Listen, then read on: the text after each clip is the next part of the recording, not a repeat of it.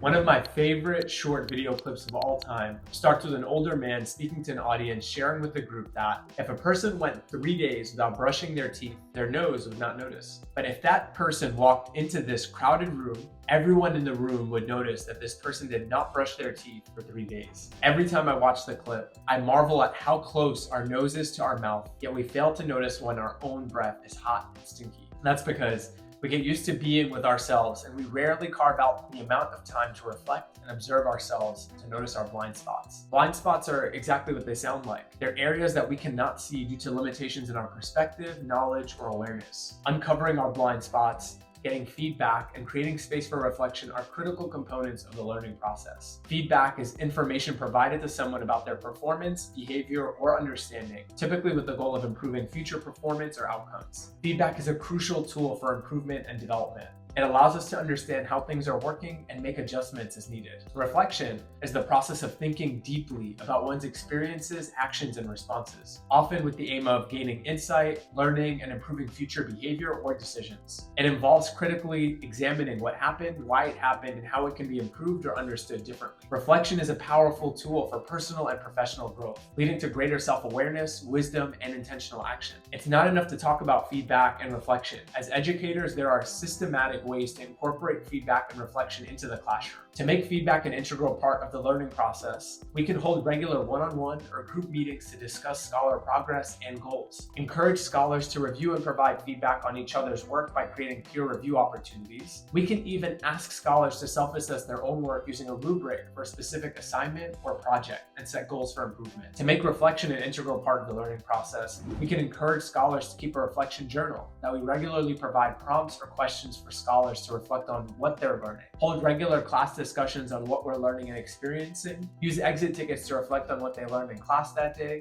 and even have scholars maintain a portfolio of their work so they can reflect on their progress over time. Let's put this into practice. Imagine we've assigned a class project on the American Revolution that culminates in a final presentation to the class. Instead of individually grading the presentations, we provide every scholar with a rubric to assess the presentations. Once their peers present, they're asked to follow the rubric and assign a score and share their feedback. After every scholar has presented, we would invite scholars to take out their reflection journals and write their top 3 learnings from the American Revolution. We can then have a few of them share them out loud with the class to culminate the unit. For scholars, feedback is a catalyst for growth. It provides specific insights into their strengths and areas for improvement, empowering them to take ownership of their learning journey. When scholars engage in reflection, they develop metacognitive skills, understanding how they learn best, setting goals, and monitoring progress. This self-awareness fosters resilience and lifelong learning habits that extend beyond the classroom. Feedback and reflection are not just tools for scholars. They're helpful assets in improving our teaching practice. In fact, one of the best ways to get feedback is to give feedback. The more we build a culture of feedback when we're teaching, the faster we'll continue to grow and improve to empower scholars in their educational journey. Integrating feedback and reflection into educational practices creates a symbiotic relationship where educators and scholars thrive together. It transforms classrooms into dynamic environments where curiosity is nurtured, challenges are embraced, and achievements are celebrated. By embracing these practices, we not only empower our scholars, but also cultivate their own professional growth.